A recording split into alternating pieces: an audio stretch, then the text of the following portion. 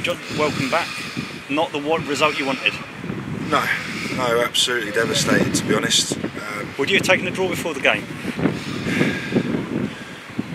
If the game had gone differently, maybe. We wanted to win the game.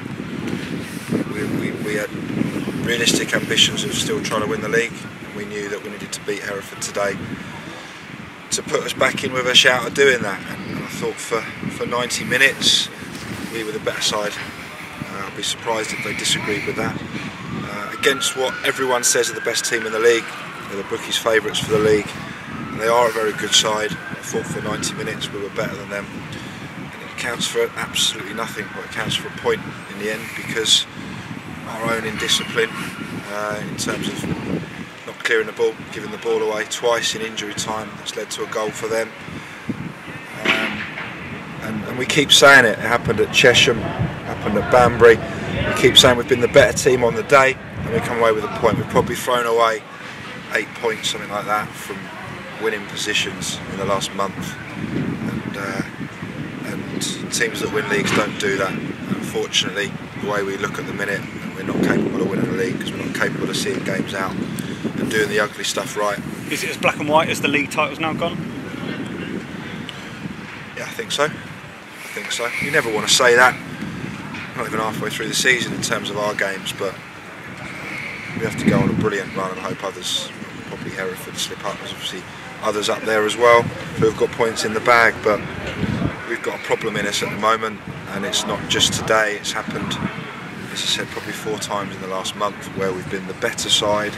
We've been a goal up, we're 2 goals up today, heading into the sort of 89th, 90th minute and not won the game.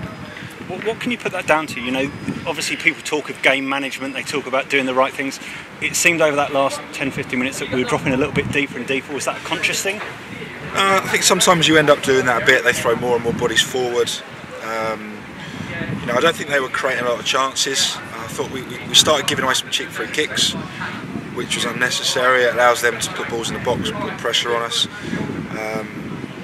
They were never going to give up because they've come back from this sort of situations before, and they've won games late, and they've got that belief that comes from, was it 2.5 years, 51 games on the road without losing. We should have ended that today. We were in a position to end that. We've been excellent, as I said. Played the game perfectly, and yeah, I mean, I'm not going to pick out individuals on this interview, but we've picked out individual things in there.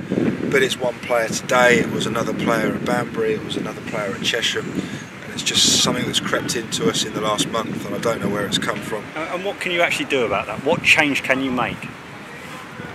If they don't stop doing it, we have to change the players.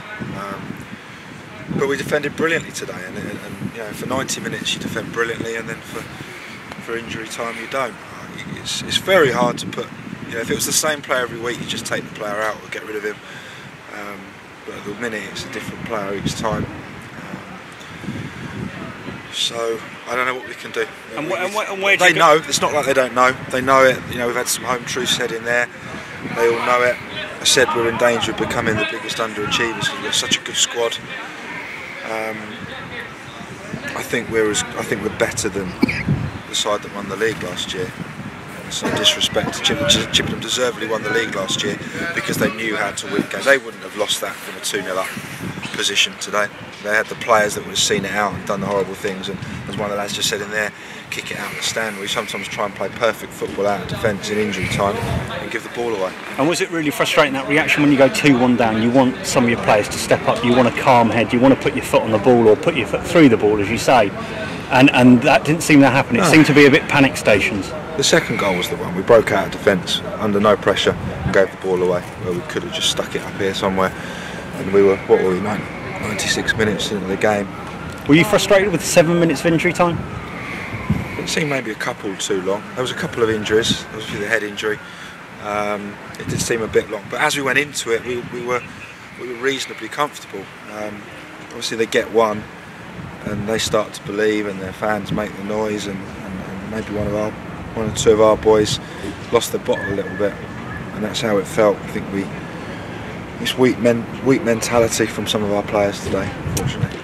And where do you go from here? Obviously, you know, you dust yourself off, you pick yourself up. You know, you're pretty dejected now, as I'm sure the whole change room is.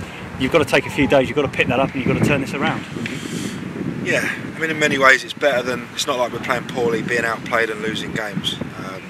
We are at least performing well. We've got to get that.